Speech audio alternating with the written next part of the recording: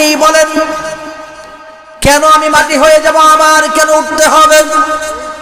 এই দুনিয়ার জমিনে আমি যা করব, যদি ভালো কাজ করি, আল্লাহ পাক রব্বুল আলামিন ওই জগতে আমাকে আপনাকে আবার মানুষ করে পাঠাবেন।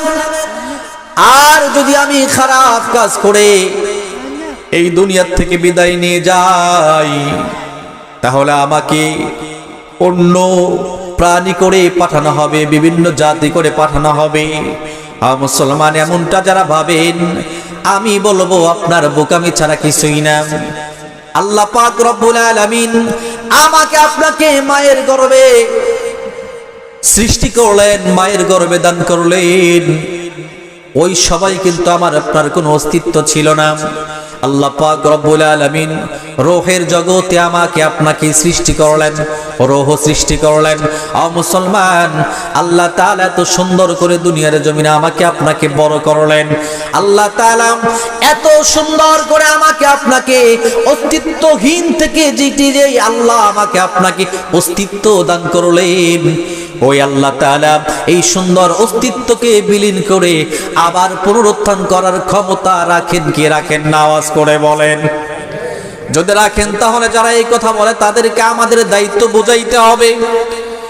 এদের মধ্যে দিন নাই, দিন হারা মানুষ, দিন হারা মানুষ ও মুসলমান, দিন হারা মানুষ। এদের অবস্থা এমন, এদের ঈমান আছে না নাই এটাও বাক করার কোনো ক্ষমতা রাখে না।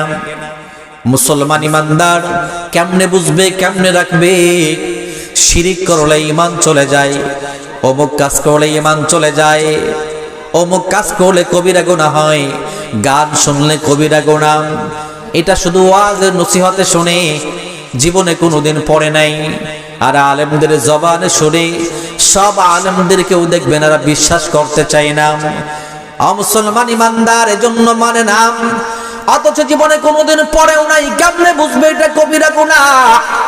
মিথ্যা কথা বলা কবিরা গুনাহ, সুদ খাওয়া কবিরা গুনাহ, ঘুষ খাওয়া কবিরা গুনাহ, সাক্ষী হওয়া কবিরা গুনাহ, এনজিও থেকে টাকা উত্তোলন করা কবিরা গুনাহ, এটার সাক্ষী হওয়া কবিরা গুনাহ, সদস্য হওয়াও কবিরা গুনাহ। একটা কবিরা গুনাহ এত মারাত্মক, এত ডেঞ্জারাস, একটা কবিরা গুনাহ জাহান্নামে যাওয়ার জন্য যথেষ্ট। বলি নাউযুবিল্লাহ। মুসলমান ইমানদার আল্লাহর গোলাম, আল্লাহ পাক রব্বুল আলামিন আমাকে আপনাকে বড় আদর করে এই জমিনের মধ্যে নিয়ে আসছেন। এই জমিনের এত দাম, এই জমিনের এত দাম, এই জমিনে যারা বসতে পেরেছি মুসলমান, এই জমিনের এত দাম যারা বসতে পেরেছি, আল্লাহ পাক রব্বুল আলামিন প্রত্যেকের আমলনামায় 60 বছর একটানা ইবাদত করবার নেকি আমাদের প্রত্যেকের আমলনামায় দান করেছেন। বলি সুবহানাল্লাহ। লা ইলাহা ইল্লাল্লাহ, লা ইলাহা ইল্লাল্লাহ, লা ইলাহা ইল্লাল্লাহ। জিকির করে আর সামনে দিকে এগিয়ে আসি। আমি কথাটা বলছিলাম যে আলোচনা শুরু না করলে, আমি না গেলে স্টেজে হয়তো আমার অনেক মহব্বতের লোকজন তারা আসবে না। তো রিকোয়েস্ট করবো, কথা আর অন্যদিকে যাব না। আপনারা আমার জন্য অপেক্ষা করবেন কেন? যারা বড় হুজুরের জন্য অপেক্ষা করতেছেন কেন এই বিষয়টা করবেন? এটা আসলে মহব্বত না, বেজার হবেন না। এটা এক ধরনের কোরআনের সাথে বেয়াদবি করা। কোরআনের মাজমা, কোরআনের আলোচনা হবে, এখানে আমাদের প্রতিযোগিতা থাকবে। আমরা সন্ধ্যার পর থেকে শুরু করে শেষ পর্যন্ত একটা দিনের জন্য কোরআনের জন্য, কোরআনের ভালোবাসায়, কোরআনের খেদমতে, কোরআনকে সম্মান করুণার্থে আমরা এখানে বসে থাকবো। আমার তো 2 টাকার মূল্য আমি মনে করি না। আল্লাহ তাআলা এখানে বসবার যোগ্যতা দান করেছেন, এটা আমার কোনো যোগ্যতা না। এটা বরঞ্চ কোরআনের পাওয়ার। বলি সুবহানাল্লাহ। এটা কোরআনের পাওয়ার, কোরআনের সম্মান।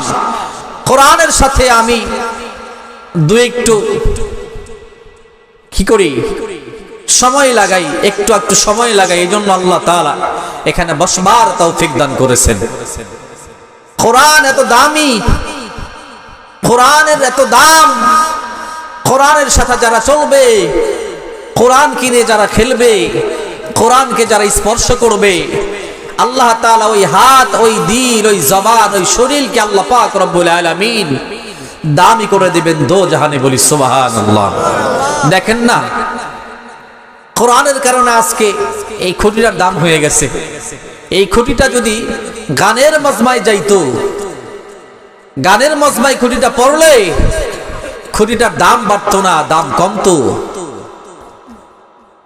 আজকে কোরআনের মাহফিলে ব্যবহৃত হওয়ার কারণে খুঁটিটার বড় দাম।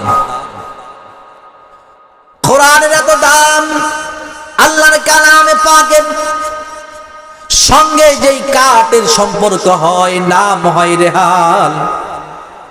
এই রেহালটার এত দাম দুনিয়ার কোন মানুষ, যারা ঈমানওয়ালা, যারা পরিপূর্ণ মুসলমান, পরিপূর্ণ মুসলমান ধরলাম না, সাধারণ মুসলমানকে যদি আপনি বলেন আপনাকে 1 লক্ষ টাকা দেওয়া হবে, আপনি কোরআনের রেহালটাকে লাথি মারেন, কেউ মারবেনি? বলেন, কেউ মারবে না। মুসলমান কেন? আপনি তো বাঁশ লাথি মারেন, কাঠ, কত কাঠ লাথি মারেন, কত কাঠের উপরে আপনি চড়ে বসে থাকেন। মুসলমান ওটাও তো কাঠ, কেন আপনি লাথি মারেন না?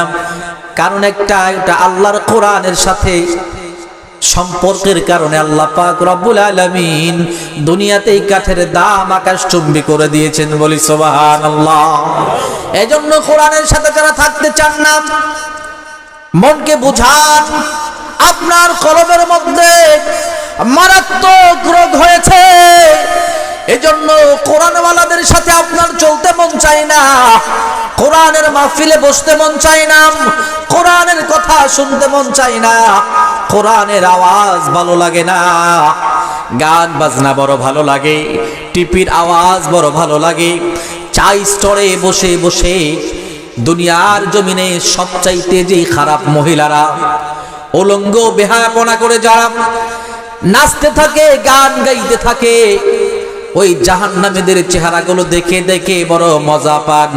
অথচ একটা বড় ফিকির করেন না, চিন্তা করেন না, আমার মুখে দাড়ি, নবীজির সুন্নত নিয়া এমন নিকৃষ্ট জায়গায় আমি কেমনে বসি? জোরে কোন ঠিক না? মুসলমান বাবাজিরা রে আমার, স্বাধীনতা অর্জন করার চাইতে স্বাধীনতা রক্ষা করা যেমন কঠিন, পয়গম্বরের সুন্নাত মুখের মধ্যে রাখার পর এর সম্মানটা রক্ষা করাটাও তার চাইতে বড় কঠিন। জোরে কোন ঠিক কিনা? এজন্য সুন্নাত শুধু রাখলেই হবে না, না রাখলেও চলবে না, রাখতেই হবে। মুসলমান, সুন্নতের এত দাম, এত দাম। একটা সুন্নত যদি আপনি কাটেন, এটা আপনি সুন্নত মনে করেন, কিন্তু না না, এটা সুন্নত না। দাড়ি রাখা ওয়াজিব, লম্বা করে রাখা সুন্নত। মুসলমান ইমানদার, এই গুনাহ এত ডেঞ্জারাস, এত মারাত্মক গুনাহ। আপনি দুনিয়াতে নামাজ পড়বেন না, এক ওয়াক্ত নামাজ ছেড়ে দিলেন, মুসলমান আপনাকে শাস্তি পেতে হবে। একটা পরিমাণ আছে, আল্লাহ পাক রব্বুল আলামিন ওই সময় পর্যন্ত আপনাকে জাহান্নামের মধ্যে আগুন দিয়ে জ্বালাবেন, শাস্তি দিবেন। মুসলমান ইমানদার, আপনি কবিরা গুনাহ করলেন, কবিরা গুনাহের যেই শাস্তি, ওই শাস্তি প্রাপ্ত আপনি হবেন। মুসলমান ইমানদার, আপনি মিথ্যা কথা বললেন, আসমান থেকে জমিন পর্যন্ত, জমিন থেকে আসমান পর্যন্ত খোলা যতটা জায়গা আমি আপনি ধারণা করি, এত বিশাল আকারের একটা গুনাহ আপনি কামালেন। এই গুনাহটা কবিরা, কবিরা গুনাহের শাস্তি আপনাকে কিয়ামতের ময়দানে অবশ্যই পেতে হবে, কোনো ছাড় নাই। মুসলমান ইমানদার, এমনই ভাবে গুনাহ করবেন, সেই গুনার শাস্তি আপনাকে পেতে হবে। যখন করবেন তখনই কেবলমাত্র গুনাহ হবে, কিন্তু দাড়ি মুবারকের মধ্যে বেলেট লাগাবেন না। দাড়ির মধ্যে যারা বেলেট লাগায়, মুসলমান ইমানদার, এটা এমন মারাত্মক, যতদিন পর্যন্ত কমসে কম এক মুষ্টি পরিমাণ দাড়ি না হবে, লম্বা না হবে, ততদিন পর্যন্ত আপনি নামাজ পড়বেন তাও গুনাহ লেখা হবে, আপনি কবর জিয়ারত করবেন তাও গুনাহ লেখা হবে, আপনি কোরআনের মাহফিলের প্যান্ডেলের মধ্যে বসে থাকবেন তাও আপনার আমলনামায় গুনাহ লেখা হবে, আপনি জিকির করবেন আপনার আমলনামায় গুনাহ লেখা হবে, আপনি কোরআন তেলাওয়াত করবেন আপনার আমলনামায় গুনাহ লেখা হবে, আপনি মাথায় টুপি পরবেন গুনাহ লেখা হবে, আপনি মাথায় পাগড়ি পরে থাকবেন গুনাহ লেখা হবে, আপনি মায়ের খেদমতে আছেন গুনাহ লেখা হবে, বিবির সঙ্গে আছেন গুনাহ লেখা হবে, ও মুসলমান ইমানদার বাবার সঙ্গে আছেন গুনাহ লেখা হবে, মায়ের সঙ্গে আছেন গুনাহ লেখা হবে, ও মুসলমান ইমানদার বন্ধুর সঙ্গে চলতেছেন গুনাহ লেখা হবে, রাস্তায় আছেন গুনাহ লেখা হবে, বাড়িতে বসে আছেন গুনাহ লেখা হবে, সোফা সেটে বসে আছেন গুনাহ লেখা হবে, অট্টালিকার প্রাসাদের উপরে থাকলেও গুনাহ লেখা হবে। গুনাহ আপনাকে ছাড়বে না ততদিন, আপনার দাড়ি এক মুষ্টি হবে না যতদিন, জোরে কোন ঠিক কিনা? এজন্য বাবা জেনারে আমার কলিজার টুকরা যুবক ভাই, তোমার মতো কত যুবক রাস্তায় গাড়ি অ্যাক্সিডেন্ট করে মারা যায়, ওইখান থেকে তুমি কিছুই শিক্ষা গ্রহণ করো না। আমি বলবো তোমার মাথা কি নষ্ট হয়ে গেছে? রাস্তার মধ্যে গাড়ি অ্যাক্সিডেন্ট করে মারা যায়, এটা আল্লাহ পাক রব্বুল আলামিন তার হুকুমে আজরাইল আলাইহিস সালাতু ওয়াস সালামের মাধ্যমে রোড অ্যাক্সিডেন্ট করে যেই বান্দাকে আল্লাহ তাআলা আল্লাহর কাছে নিয়ে গেলেন, মুসলমান এটাকে আমার আপনার জন্য বড় সুবর্ণ একটা সুযোগ। বোঝার সুযোগ কি? বোঝার সুযোগ বুঝতে হবে। এমন হতে পারে একই রাস্তায় আমি দাঁড়ানো, আমার ভাই ছিল দাঁড়ানো, আজকে আমাকে আল্লাহ তাআলা রেখে গেলেন, আমার ভাই গাড়ি অ্যাক্সিডেন্ট করে মারা গেল, এটার দ্বারা আল্লাহ তাআলা আমাকে বোঝাইতেছেন, রে বান্দা কখন যেন মালাকুল মউত তোমাকে উঠাবা মেরে কবরে পাঠায় দেয়। মৃত্যুর কথা স্মরণ করা দরকার। মুসলমান ইমানদার আল্লাহর গোলাম, কিন্তু না না, বরঞ্চ অবস্থা হয়ে গেছে, অবস্থাটা হয়ে গেছে এমন, রাস্তায় রোড অ্যাক্সিডেন্ট করে মারা গেলে কারো চোখে পানি নাই, কারো কোনো ফিকিরি নাই, কবরের কোনো ভয় নাই, মরণের কথা স্মরণ নাই, বরঞ্চ বড় বড় টাচফোন গুলো বের করে করে সেলফি তোলার জন্য ব্যস্ত হয়ে যায়, জোরে কোন ঠিক কিনা? আমি ওই দিন বিষয়টা দেখলাম, দেখেই বড় আফসোস লাগলো, দুনিয়ার মুসলমানের অবস্থা এমনটা কেন?